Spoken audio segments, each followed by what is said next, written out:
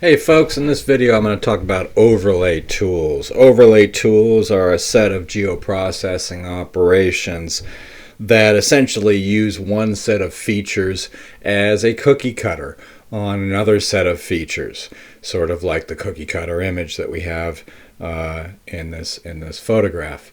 One of the hazards of doing this is that all of the features that you've input have attributes, and deciding what to do with those attributes when you perform a cookie cutter operation is a big part of what makes different overlay tools separate from each other. Well, let's take the simplest type of overlay tool, which is clip. The clip geoprocessing tool basically has an input map and then a clip feature, and you are literally using the clip feature as a cookie cutter on the input map, and all you're interested in here is the shape of that clip feature. You're not interested in the attributes at all. So you're using this shape to clip your input features, and your output is your input map with all of the attributes the same as they were before. So all of these attributes are the same as they were before, except you're missing line 4 because line 4 fell outside of the region that was clipped. And so this clip feature, you don't see ivory in the output at all. So the output here contains only the input attributes and not the clip attributes. Something that's a little bit more complex is the Intersect tool. The Intersect tool is sort of similar to the clip tool, except that you are also considering the attributes of this intersect feature. So here you have an input and you have an intersect feature. When you intersect these two feature classes, you're only going to get the area where the two overlap, and in your output you will have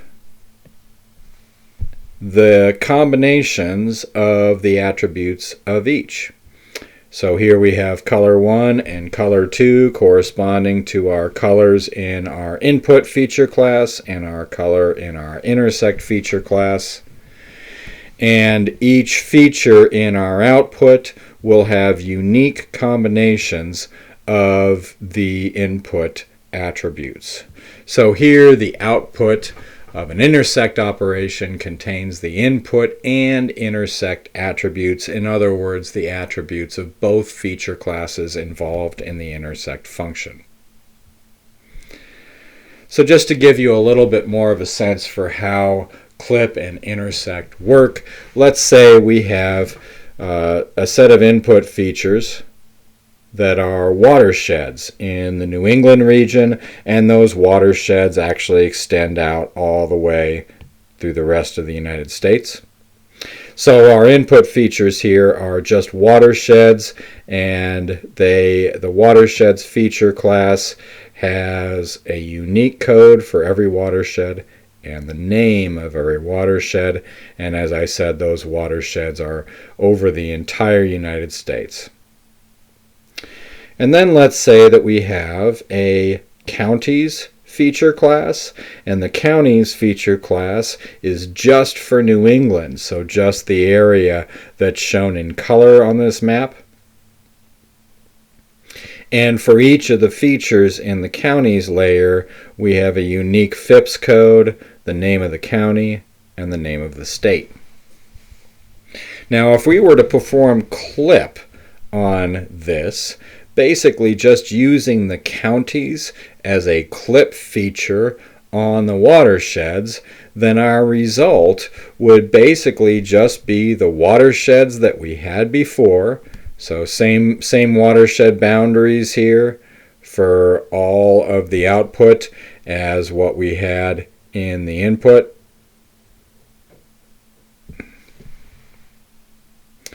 The only difference is that they have been clipped. to the boundaries of our input feature class. Now let's look at what happens when you take these same two feature classes and you intersect them. Again, we have watersheds, unique code and name, and we have counties, FIPS code, name, and state. The counties on the map on the left are shown in different colors.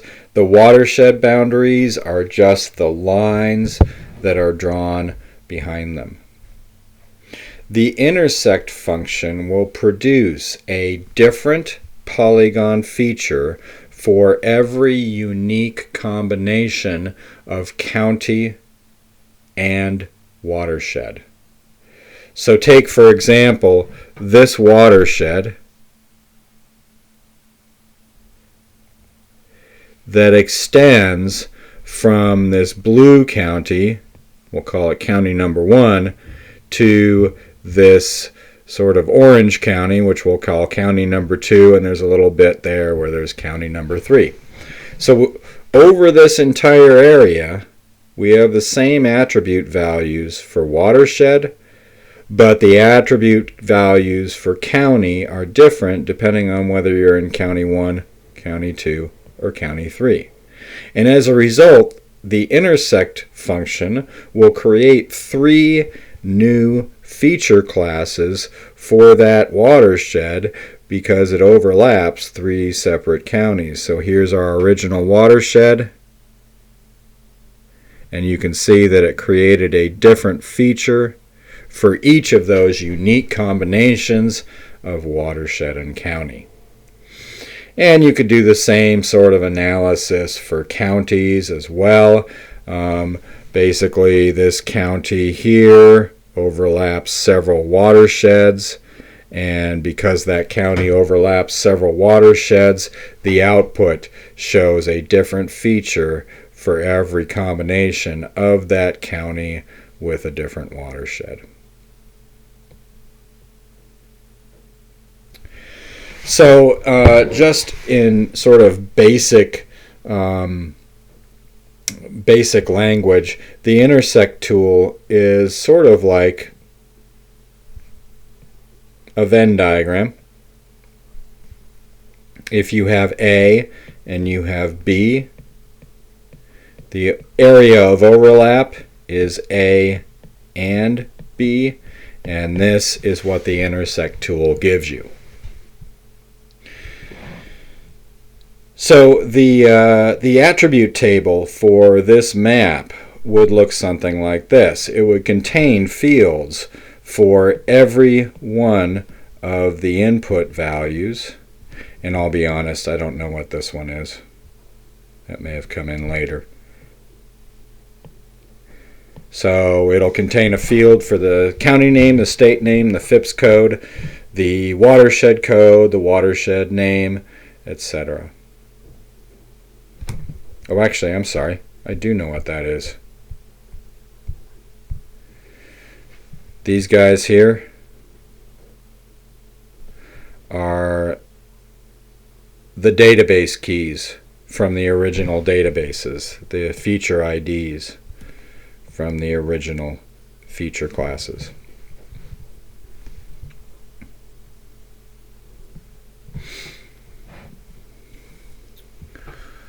Okay, another geoprocessing overlay tool is Union, and Union is pretty much the same as Intersect. The only difference is that Union will give you the areas that do not overlap as well as the areas that do. So if you have 2 input feature classes as shown here on the left, in the area where those overlap, this area right here, you will need to have a field for all of the attributes of this feature as well as fields for all of the attributes of these features. And that is indeed what you have. On the right here, we have a field for the attributes of our first feature class, and here we have a field for the attributes of our second feature class. And in the areas 4, 5, and 3, where we don't have those two overlapping, well, then we'll only be able to fill in the values of attributes for one of them or the other.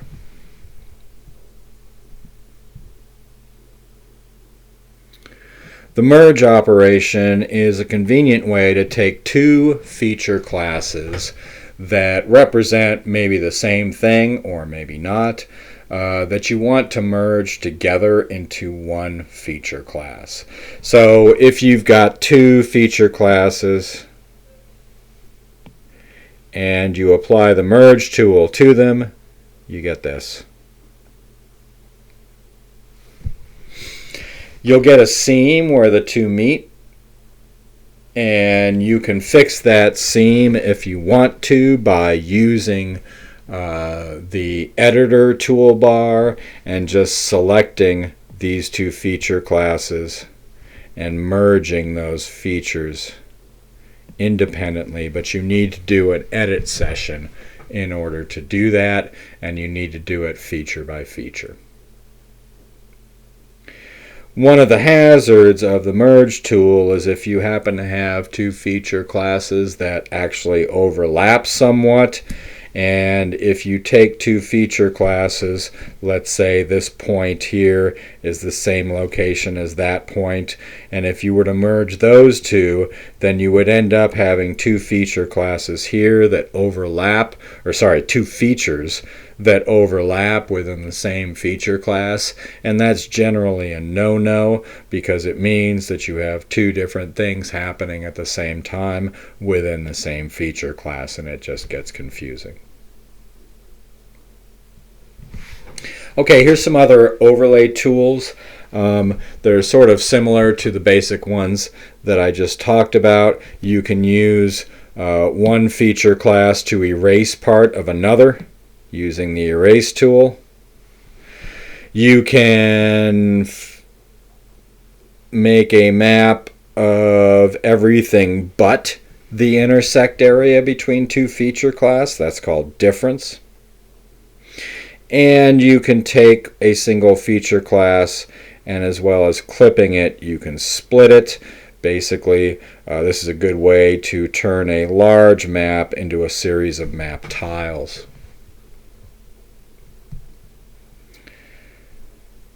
So whenever you're thinking about using an overlay tool, one useful consideration is that the output always has the minimum geometry of the inputs. Now what that means is that if you do a geoprocessing operation, any geoprocessing operation between a polygon and a point, your output will always be the minimum geometry between the two. It'll just be points. And the reason for that is that it maintains a one-to-one correspondence between inputs. For example, if we were to do things the opposite way, if we were to say that our output was going to be a polygon instead of points, then we would end up having some question about what value to put in this field, because there are three possibilities within that polygon. Whereas if we use the minimum geometry, if we just output points, now each one of these points, even though they overlap the same polygon, still has a unique value to itself.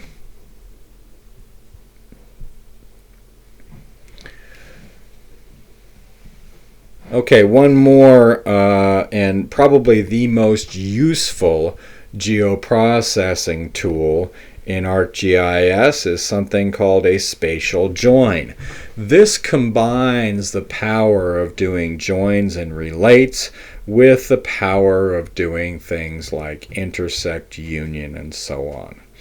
It's a kind of a complex process to understand in detail, but the name really says it all. It's basically like a join, except instead of using attributes to base the join on, you are using locations in space upon which you're going to base the join. So let's say, for example, you have two data sets. One is counties in Pennsylvania, as shown on the left, and the other is oil wells or gas wells in Pennsylvania, as shown on the left, with colors representing gas production in 2011. So we have a light colored going up, ranging to dark colored. There are thousands of wells in Pennsylvania. And what if we wanted to know, for example, what the total gas production for a given county is? Well, if we wanted to do that, one thing we could do is we could select the county that we're interested in and then use that selection to select by location all of the wells that are in that county, and then we could sum up the value for production for that county. And that's easy to do if we're going to select just one county here and then select all the wells that lie within it. It's pretty easy to figure out what the total production of those wells might be, how many wells there are, what the average production is, etc. And we've all worked with that, and you can do that already. What's not so easy, though, is to do that for the entire map in one go. You can do it pretty quickly for one particular county, but you wouldn't want to do that same process for every county in Pennsylvania because it would take too much time, and that's exactly what Spatial Join is for. It does all that work for you over the entire map. It selects things that lie within other things or next to other things, and then calculates the statistics you want about that population of things and produces a new feature class that has within it all of those statistics. So, for example, we've got wells here, and they have attributes of well number, the amount of gas produced in 2011, and what county they're in. We have also counties with the name of the county, the area of the county, and the population of the county. If we apply a spatial join to these two data sets, we can produce a map like what's shown at the right. We can spatially join the wells to the counties based on whatever rule we want. We could say, I want to join the data from all the wells that lie within each of these counties. And then, in our output, we could calculate some statistic from all of those wells. So here's what I did to make the map on the right. I used the map of counties to spatially joined the wells to the counties based on their occurrence within a specific county. And then I calculated a new field in the output that took all of the well production values for each county and added them together. And this is a pretty easy way to get the full volume of gas produced by each county in 2011. And I could have done an average production value or a standard deviation of those production values, or any quantity that I want, I could have calculated in this field. Now, sort of as a byproduct, I've also gotten here a field called a join count, and that's the count of join features that are within each county, And so I can pretty easily see that Lycoming County here has 811 wells in it, whereas Potter only has 108. And that join count, just counting things that occur within other things, is a pretty useful way to use a GIS. So you can use Spatial Join just for counting features within other features. And here's a fun little example of this. I've got a map of U.S. states and New England, and I also have a map of Starbucks locations. If I do a spatial join, joining the Starbucks locations to the states based on their occurrence within each state, I can produce a map that shows for every state how many Starbucks are in it. And you can see some states are more Starbucks rich than others. Okay, last couple of things I need to talk about with respect to overlay tools, one of which is very, very important, is that it's extremely important, in fact critical, that whenever you use one feature class as a cookie cutter on another, that if the boundaries between features in one of those input classes are coincident with the boundaries of features in another, that coincidence is preserved. So let's take an example here of a county in Minnesota that abuts North Dakota along the Minnesota-North Dakota boundary, which is this common boundary. So we've got a common boundary between these two features. And if, let's say, we have one feature class that is states, and another feature class that consists of, let me make this more clear, another feature class that consists of counties, it is critical that where the states and the counties share a common boundary, that boundary actually is in the same place.